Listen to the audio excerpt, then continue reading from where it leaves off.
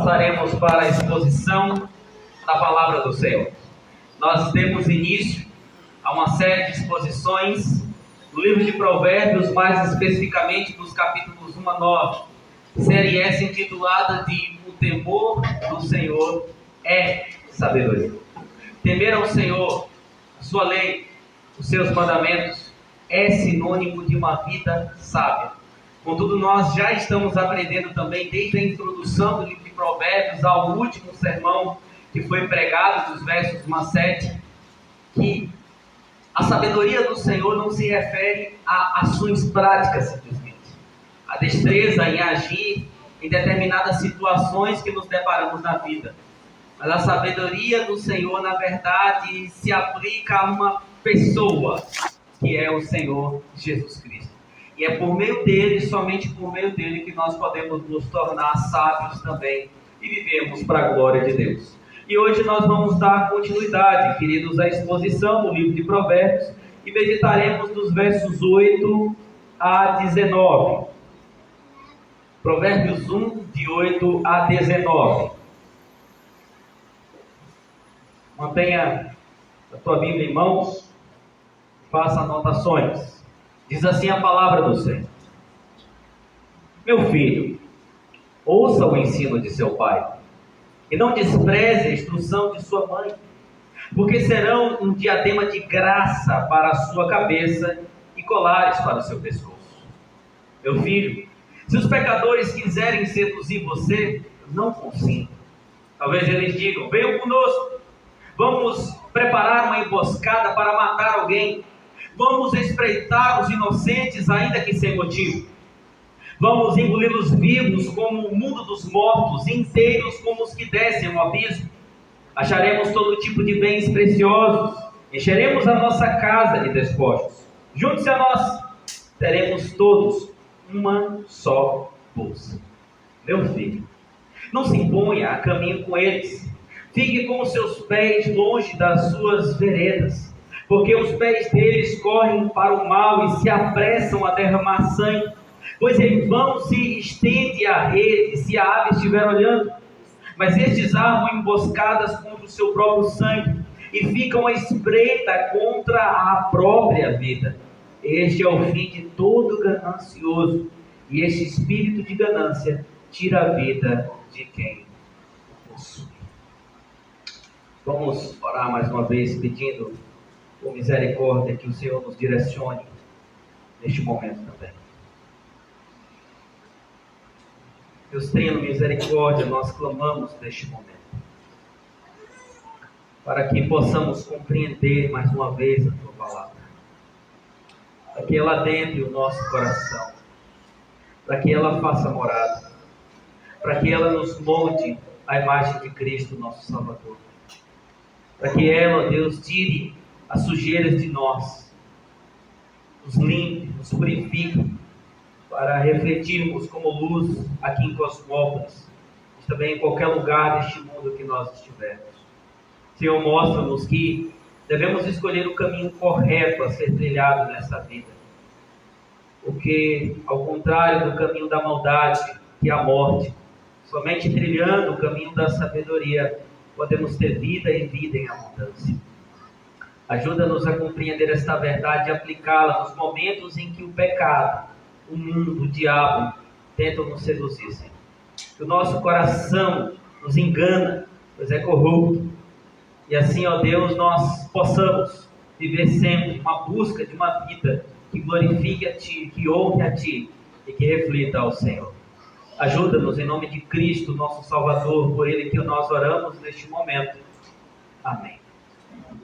Queridos, já há algum tempo existe um grande problema evidenciado na cidade do Rio de Janeiro. Na verdade, são muitos os problemas que existem naquela cidade. Inclusive, eu tinha um professor que ele dizia que o grande orgulho da vida dele foi nunca ter pisado na cidade do Rio de Janeiro. Eu não sei por que exatamente ele falava isso, mas ele falava.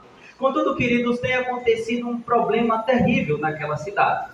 Pessoas, turistas que não conhecem bem a cidade, ingênuas quanto a saber onde devem andar e quais locais devem andar, buscando um bom lugar para curtir a cidade, acabam tomando caminhos errados, seguindo rotas perigosas e acabam entrando em sendas tortuosas, ou mais traduzido para o nosso conhecimento, em favelas, onde infelizmente se deparam com homens mal intencionados, assassinos de vida e de almas, e acabam se deparando também com um fim trágico.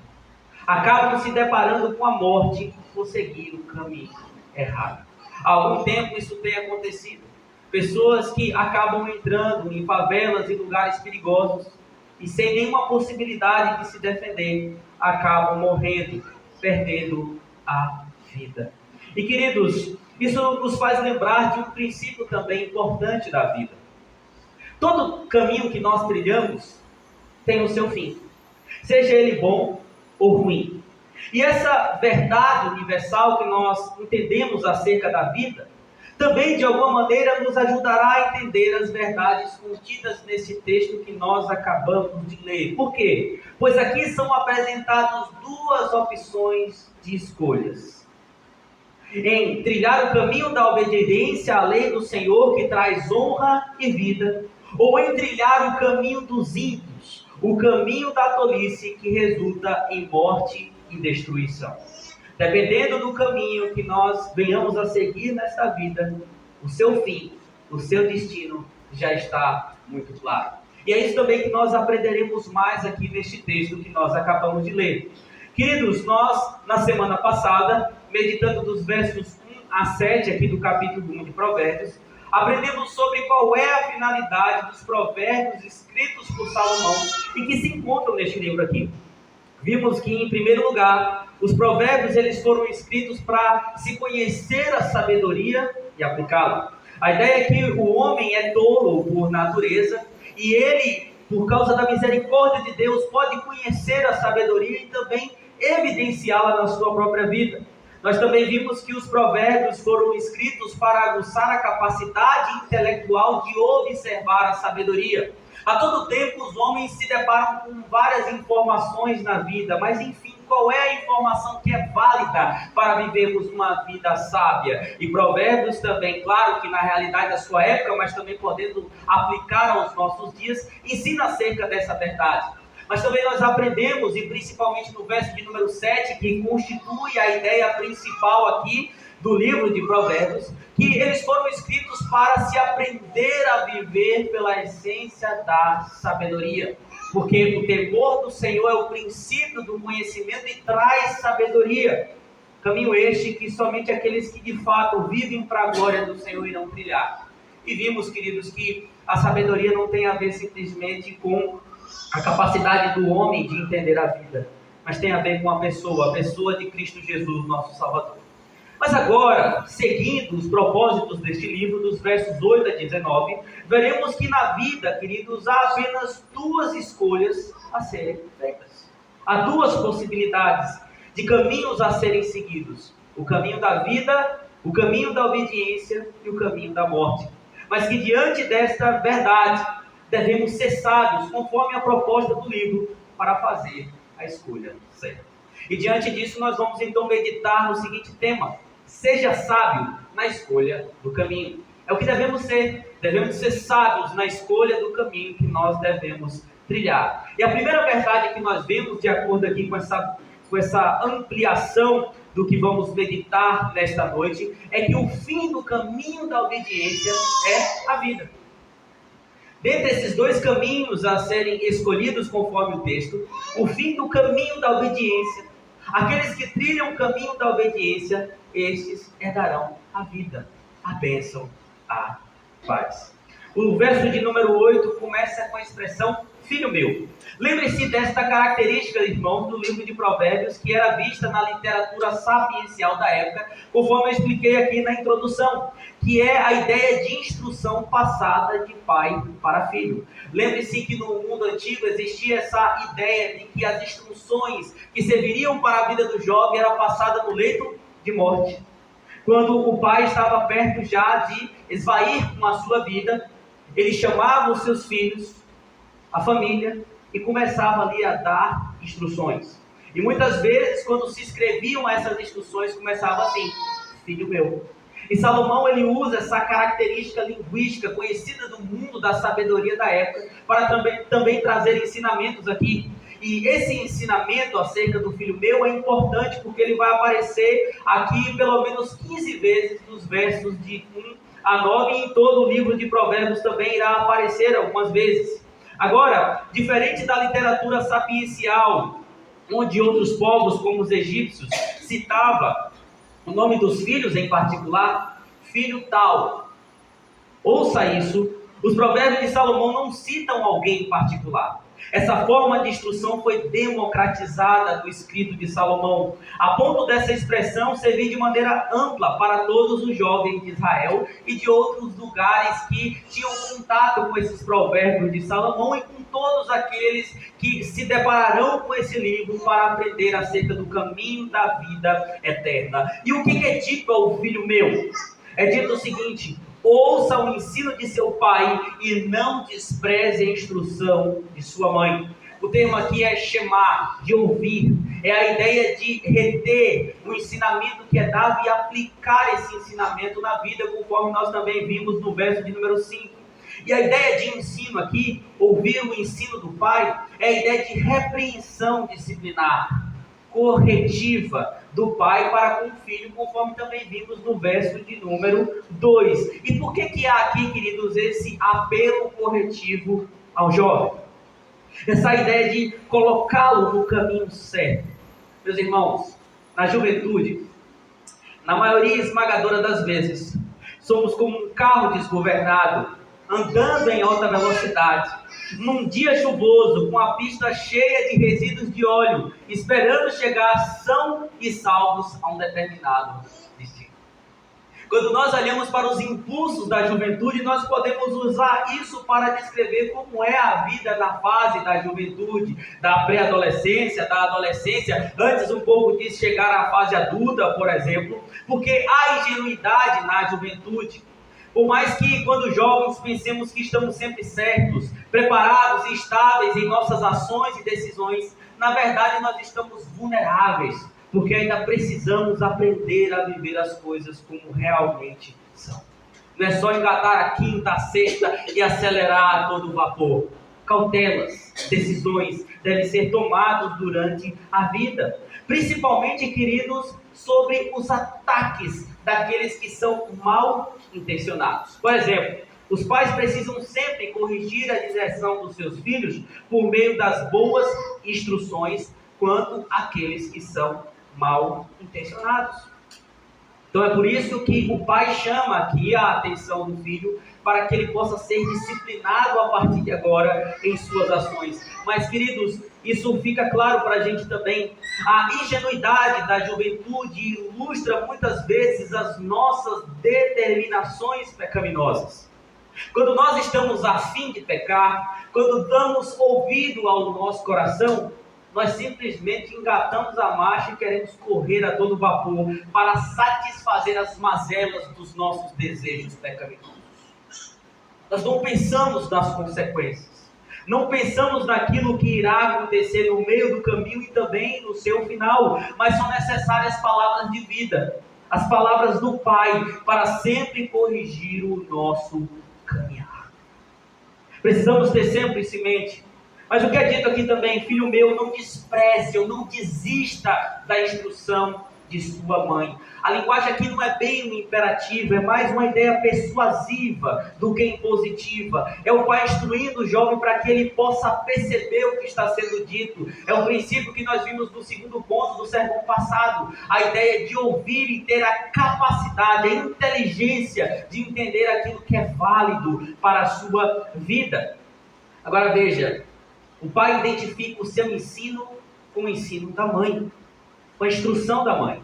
Muitos erroneamente, e por uma interpretação bíblica apenas parcial, acham que o papel de ensinar os filhos é somente do pai, do homem, do cabeça da família. Não. A Bíblia mostra a responsabilidade do homem ser cabeça da sua casa, pastor da sua esposa, pastor dos seus filhos, mas também mostra o papel da mãe em, conjuntamente com o pai, instruir os seus filhos. É o princípio visto já na lei, Deuteronômio 21:18, repetido aqui também no livro de Provérbios, no capítulo 6, verso 20, também no capítulo 23, verso 22. Lemuel, por exemplo, que é um dos escritores do livro de Provérbios, está lá no capítulo de número 31, ele foi instruído acerca da sabedoria por sua mãe.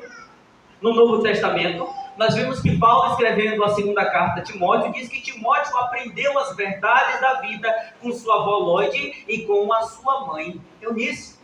Então, mães, é papel de vocês também compreenderem as verdades de Deus para sempre instruir os seus filhos juntamente com o pai. Mas no que consiste essa instrução da mãe? O termo hebraico aqui é Torá, lei. Alguns estudiosos dizem que pelo fato do termo significar aqui lei, regra ou catequese de natureza ampla, pode ser de qualquer natureza, aqui no texto refere-se apenas a instruções éticas estabelecidas pelos pais, pela mãe, não necessariamente de natureza religiosa, mas eu discordo claramente disso. Por quê?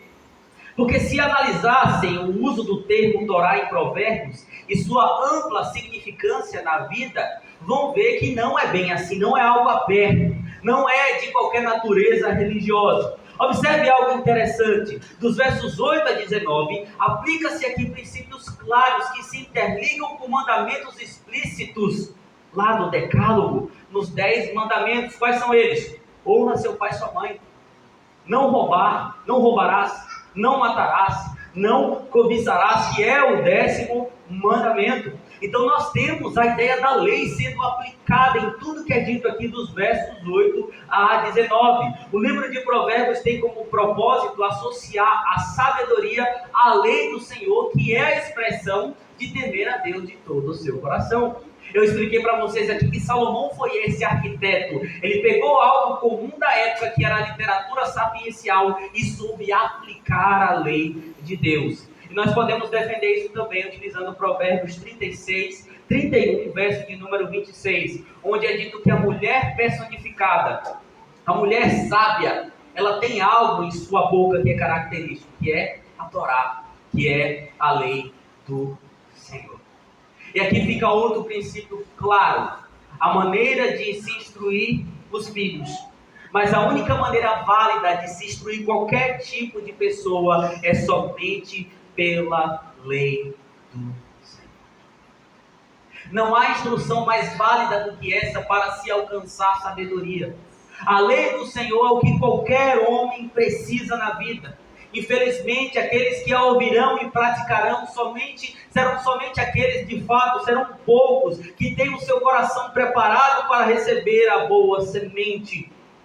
Mas a única coisa válida e boa como instrução para a vida de qualquer homem é a lei do Senhor. Somente por ela podemos ser bem instruídos. E segundo o texto, queridos, conforme o verso 9, porque esse filho deveria ouvir a instrução corretiva de seu pai e os ensinamentos da lei que vinha da boca da sua mãe. Verso de número 9, porque serão um diadema de graça para a sua cabeça e colar para o seu pescoço. A herança sapiencial de Israel adorna o filho que ouve com um diadema de graça.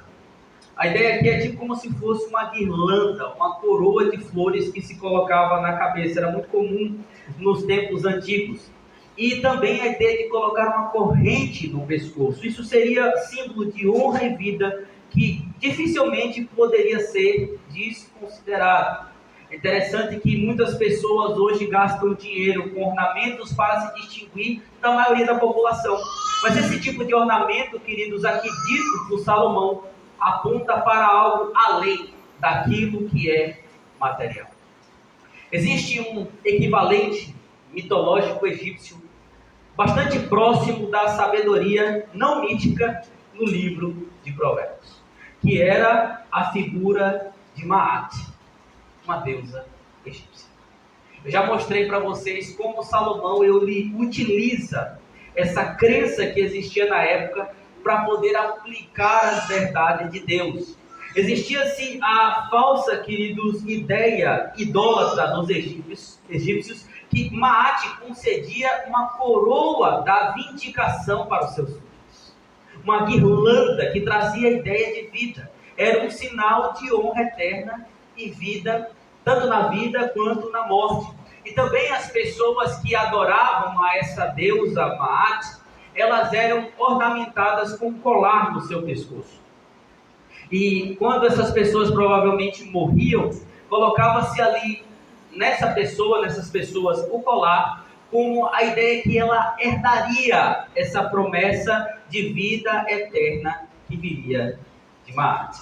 Historicamente, é possível comprovar que muitos que ouviram esses provérbios de Salomão conheciam e viviam por essa falsa expectativa de uma deusa pagã.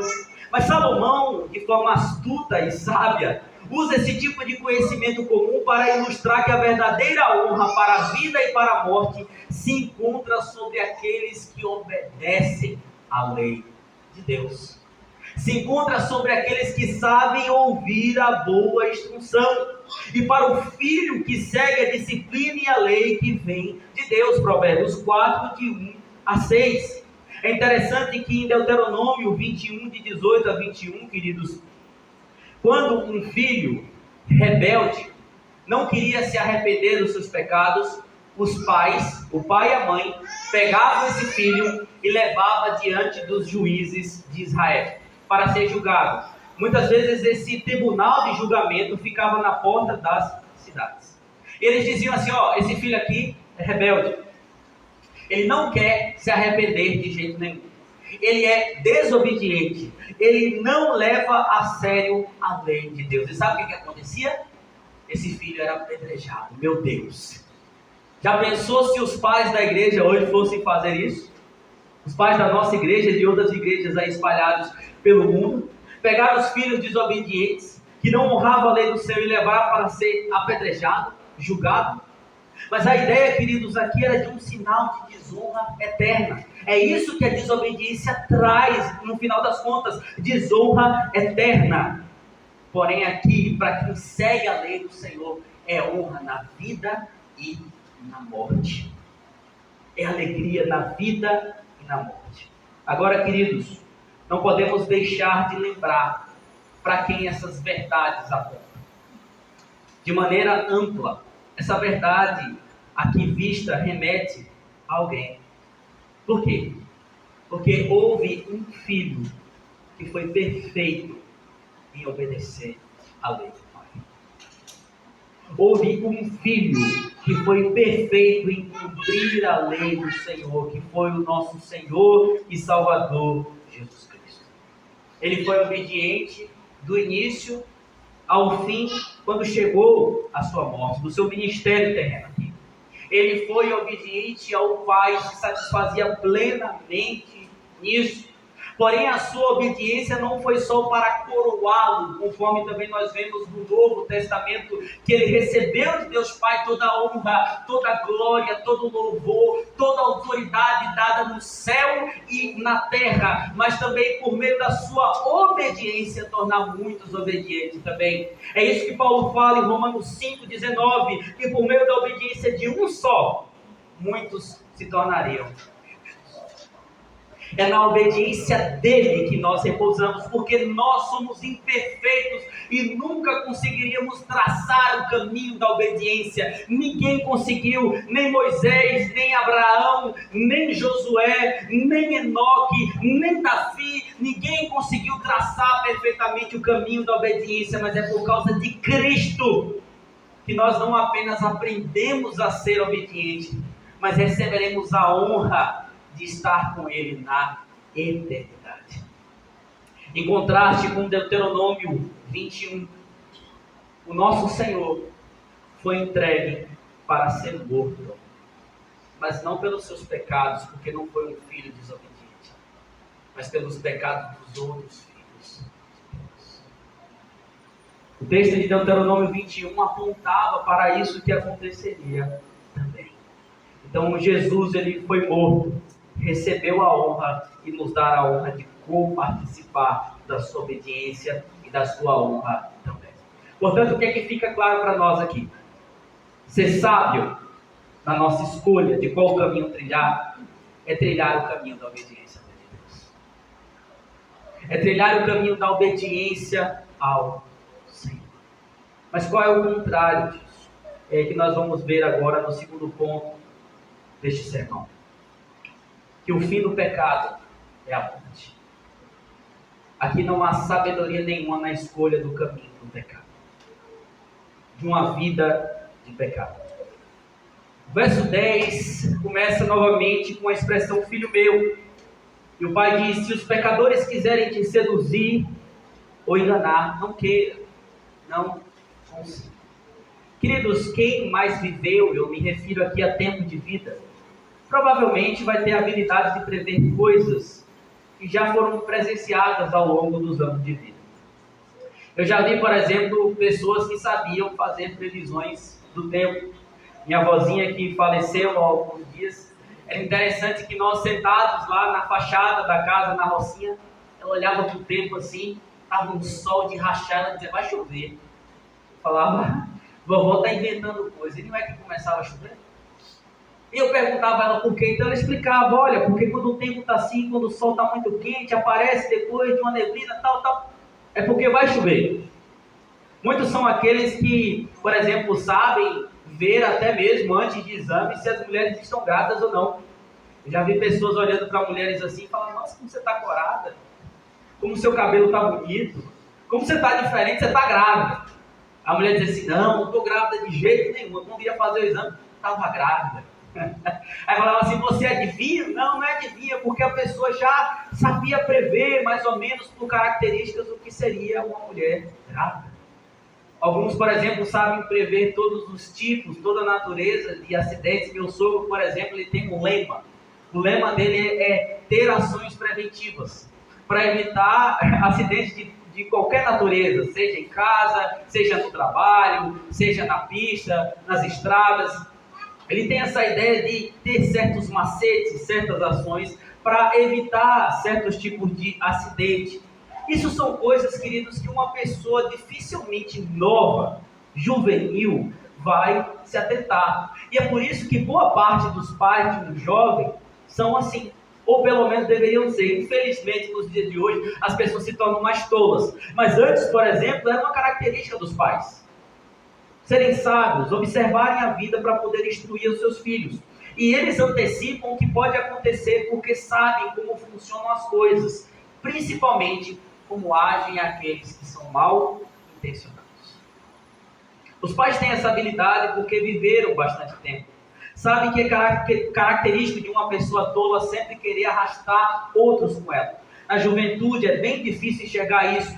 Quantos são, por exemplo, os adolescentes que se apegam a determinadas amizades, mesmo ruins, mesmo que só proporcionem aquilo que os prejudica, que chama, por exemplo, para bebedeira, para curtição desenfreada, que dá a ideia de prostituição. Quando eu me refiro a prostituição aqui, eu estou falando de pessoas que estão sempre mudando os seus parceiros sexuais sem nenhum compromisso, como prega o mundo da época. Nas faculdades, por exemplo, é muito fácil dos relatos ver que essa é uma triste realidade. A ideia de prostituição, chamada prostituição, é algo muito forte.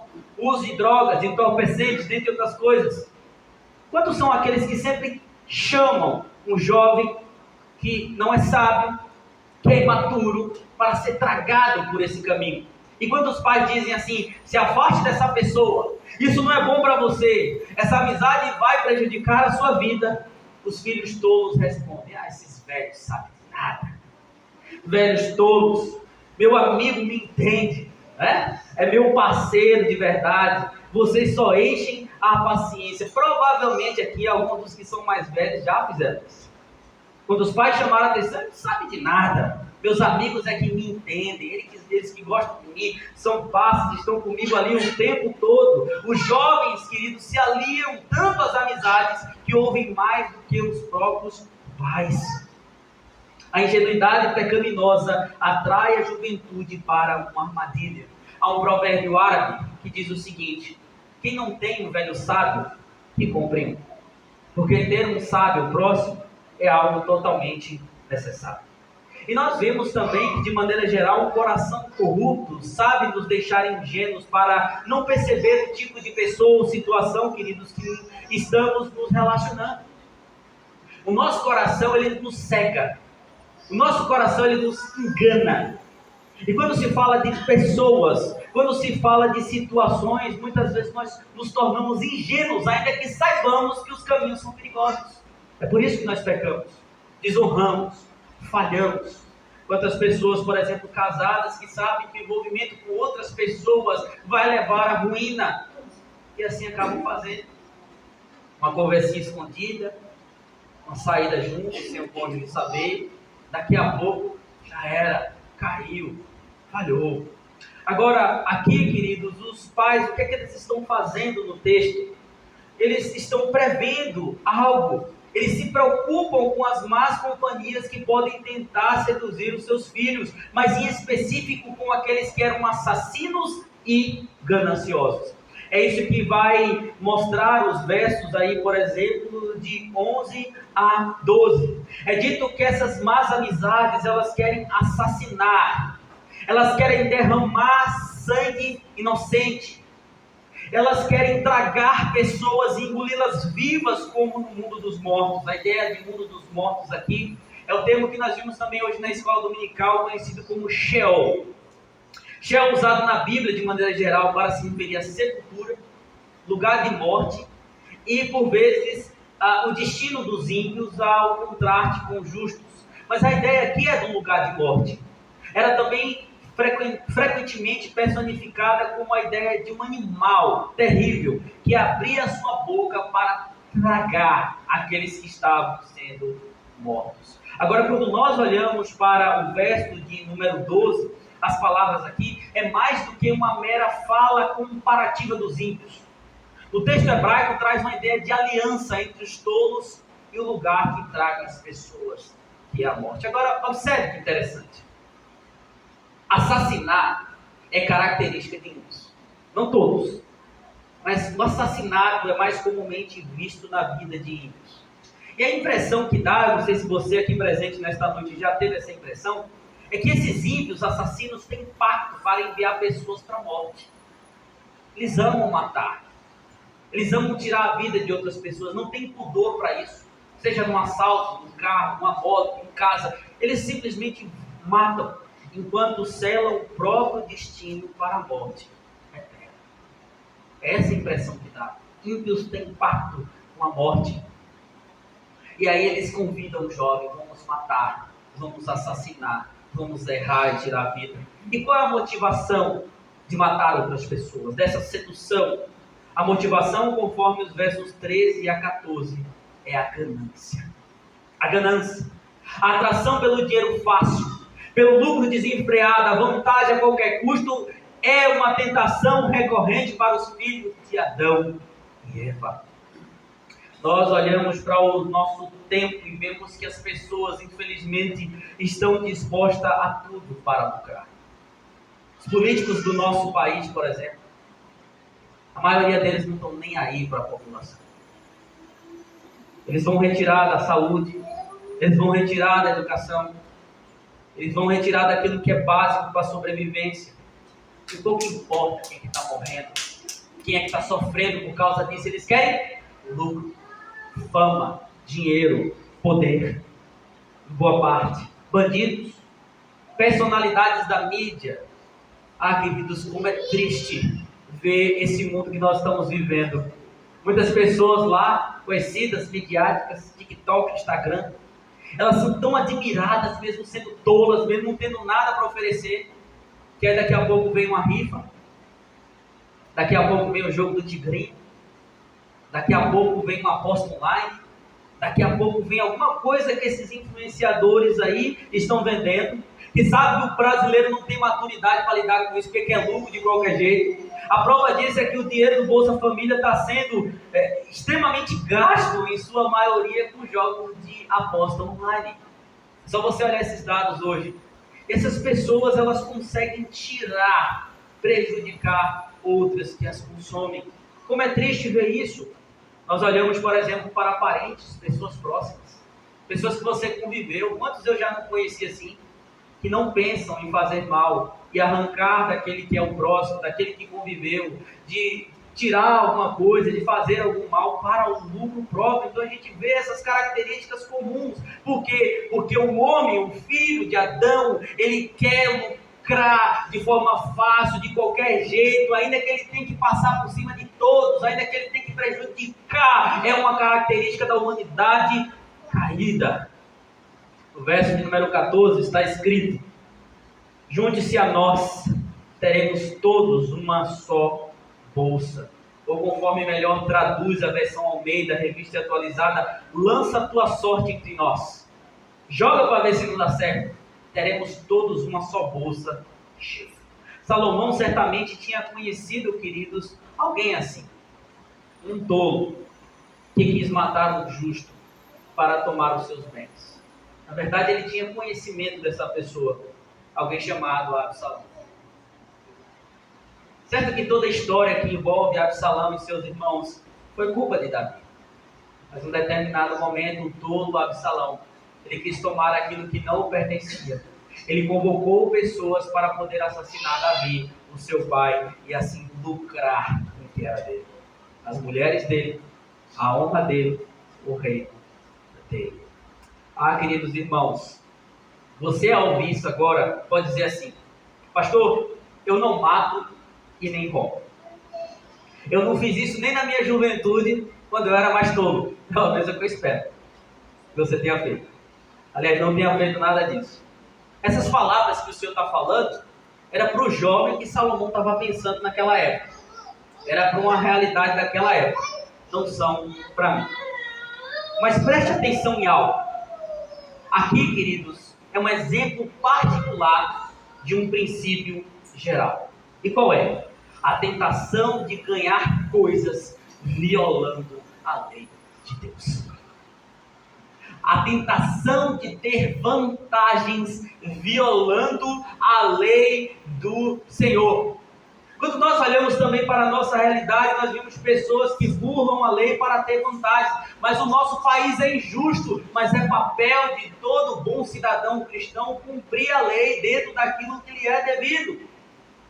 Mas muitos subornam, aceitam suborno em suas empresas, dependendo da área. Muitos sonegam, muitos fazem coisas horríveis. Quando nós olhamos para a degradação moral em que esse mundo está, nós vemos os abortistas, por exemplo, as feministas da mente deturpada e louca.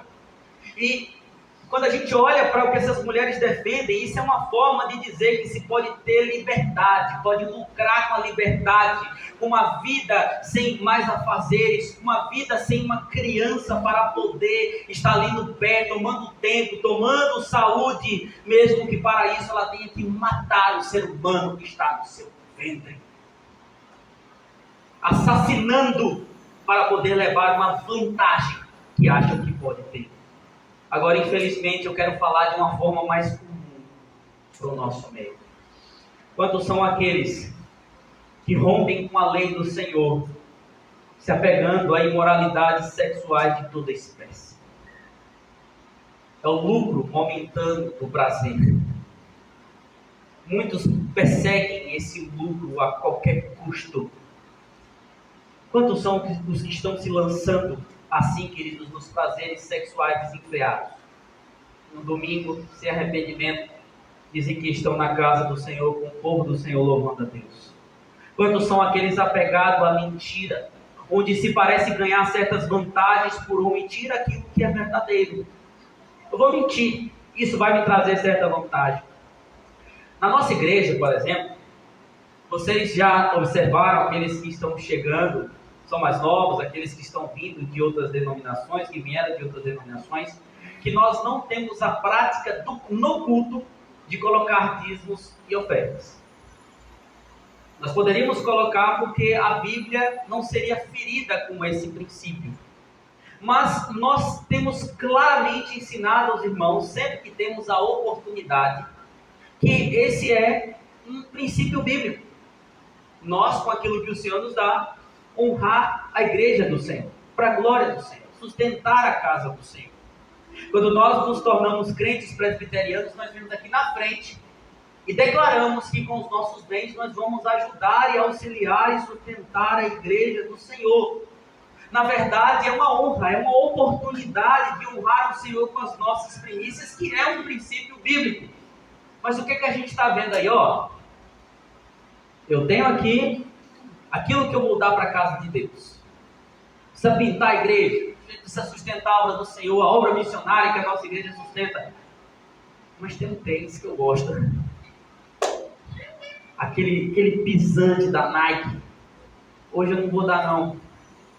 Aí chega o próximo mês, mas tem uma viagem que eu queria fazer. Também não vou dar.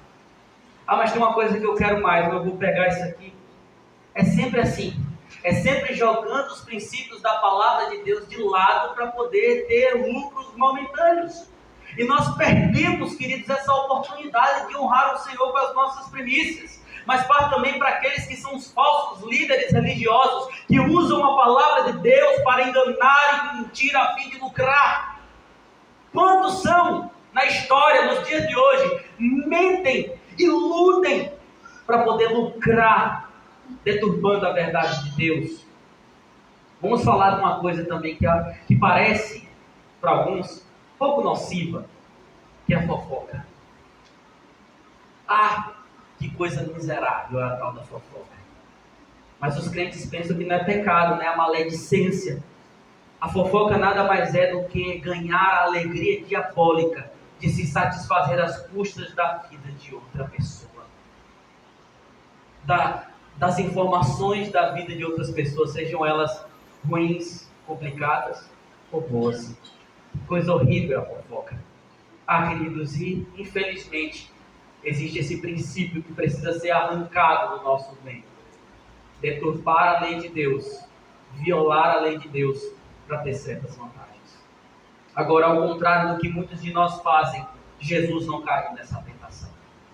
Depois de 40 dias jejuando, o diabo apareceu a Cristo e disse: se você se prostrar diante de mim, eu vou te dar tudo isso aqui, tudo que me deram.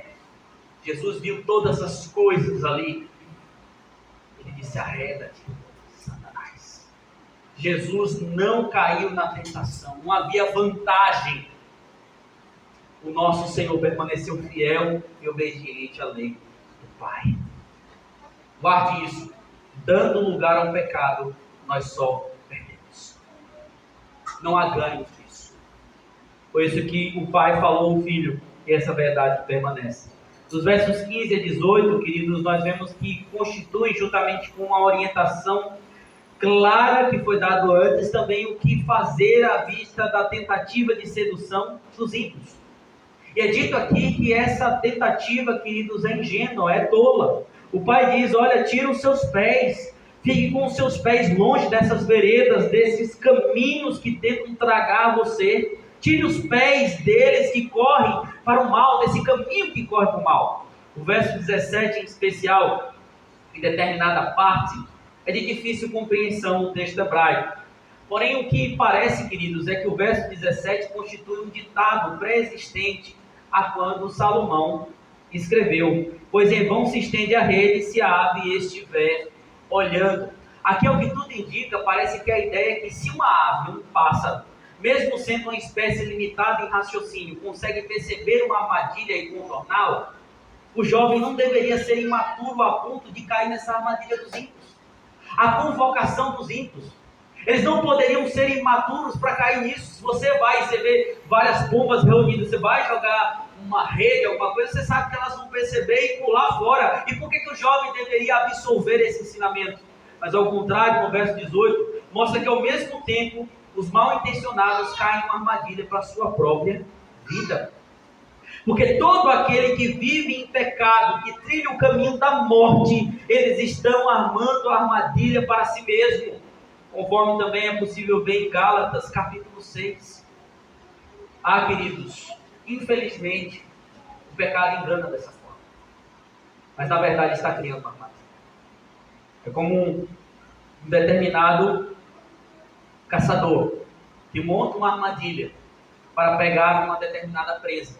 Mas na verdade ele mesmo cai nela sem perceber e ali fica preso e até mesmo vem a morrer. Tal é a sorte daquele que tem um espírito de ganância, que quer roubar, que quer matar. Esse espírito de senhor de todas as coisas tira a vida, na verdade, daquele que o possui. É isso que diz o verso 19. E esta é uma verdade bíblica. Do que aproveita o homem ganhar o mundo inteiro de qualquer jeito, negligenciando a lei de Deus e perder a sua alma. Lembre-se disso. Os meios, os caminhos determinam o fim. Lembre-se que no livro de Provérbios, tanto a sabedoria como a tolice ou a loucura são personificadas com a mulher.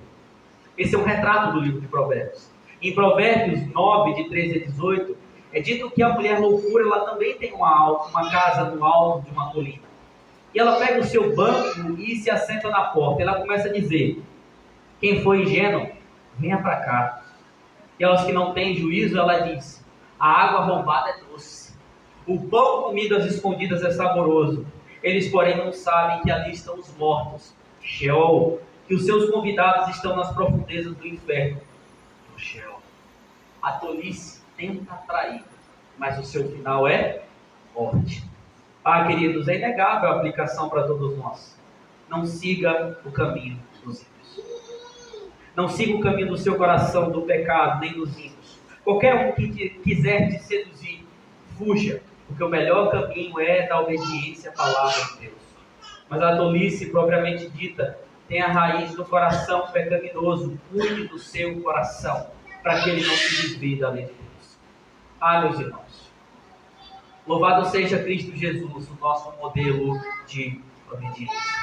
Como foi dito também, Jesus ele foi tragado pela morte por causa da nossa tolice.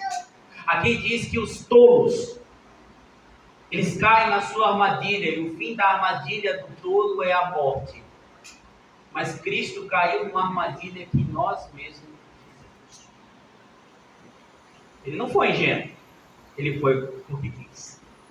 Porque somente assim ele poderia nos redimir da nossa tolice, dos nossos pecados, da nossa negligência para com a lei de Deus. Foi um filho obediente, como nós vimos, e é por causa dele que nós podemos ser obedientes também.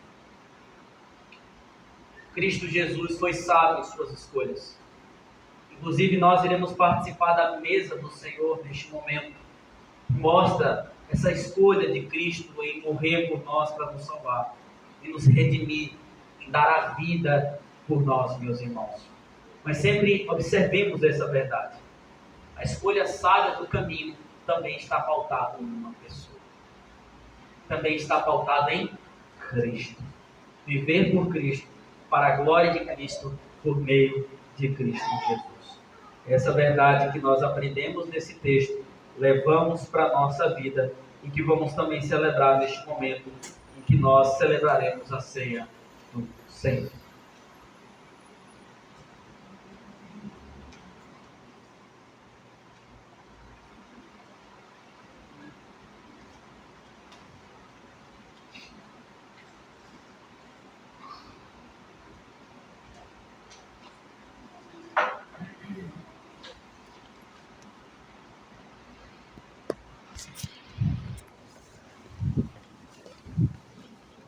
A sabedoria de Deus é loucura para os homens.